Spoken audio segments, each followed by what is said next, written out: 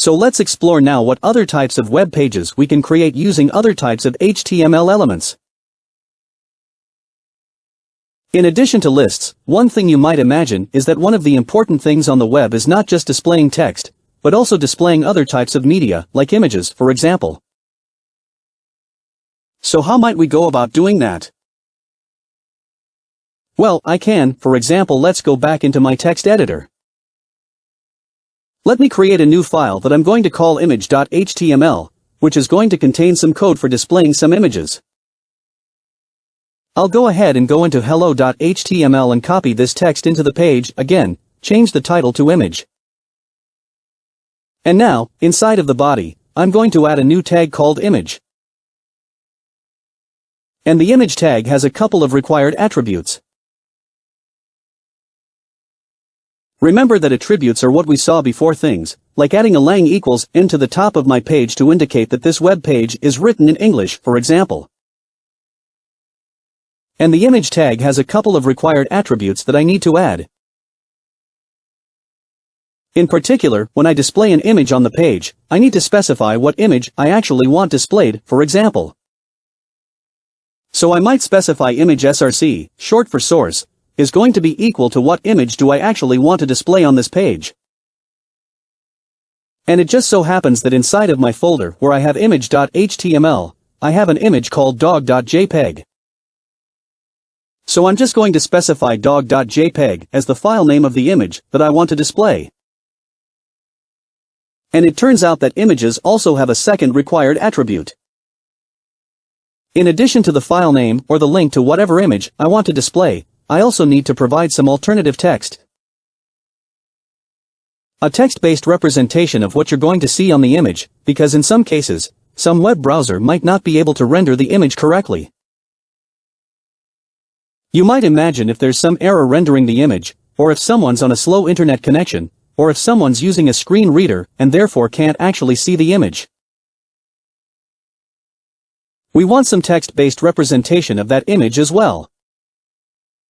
And so I'll provide some alt text, some alternative text, that can be used to substitute the image in case for some reason we can't display the image.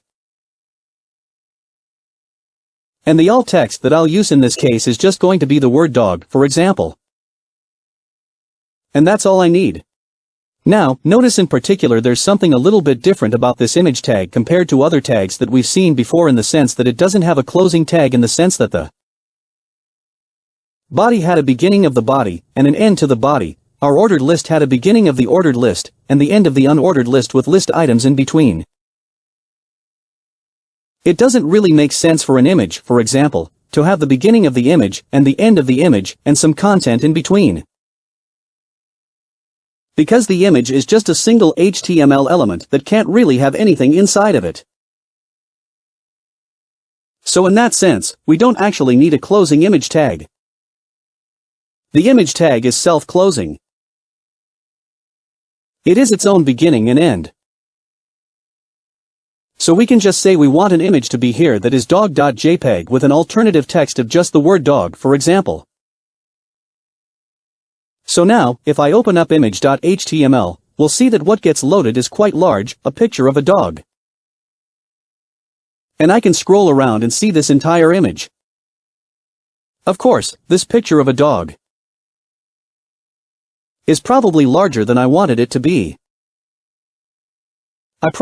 When my user visits this web page, I don't want them to have to scroll all the way to the right in order to see the entire dog. So I can actually add additional HTML attributes in order to modify the size of the image that I'm displaying. And later we'll see we can use CSS to do a similar thing as well. But for now, what I can add is an additional attribute and say that let me give dog.jpg, this image tag, another attribute that, in this case, I'll just call width. And I'll say that width is going to be equal to 300, because I would like for this image to be 300 pixels wide, for example. So now, if I refresh this page, I now see that the same dog image appears, except now it appears at 300 pixels wide exactly. So I'm able to add additional attributes, additional information to control how an HTML element is going to appear. In this case, I want to control its width, and it automatically scales down the height to make sure that the image is proportional as well. So, in the next video we will look at how to link one web page to another web page. Thank you.